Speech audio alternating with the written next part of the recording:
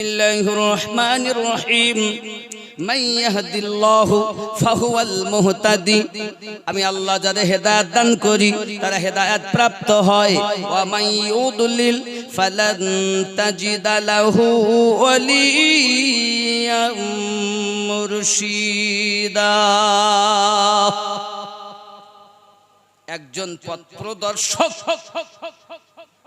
আমি যাকে পথভ্রষ্ট করি, একজন পথপ্রদর্শক আউলিয়াকে মুর্শিদ রূপে পাবে না। এ হলো ওই আয়াতের মানে। এখন আল্লাহ যাকে হেদায়াত দান করেন ওই ব্যক্তি হেদায়াত প্রাপ্ত, আর আল্লাহ পাক যাকে পথভ্রষ্ট করেন পথ প্রদর্শক হিসাবে আউলিয়াকে মুর্শিদ রূপে পাবে না। তাহলে আউলিয়াকে মুর্শিদ রূপে পেল যে আল্লাহর কোরআন মোতাবিক হেদায়াতের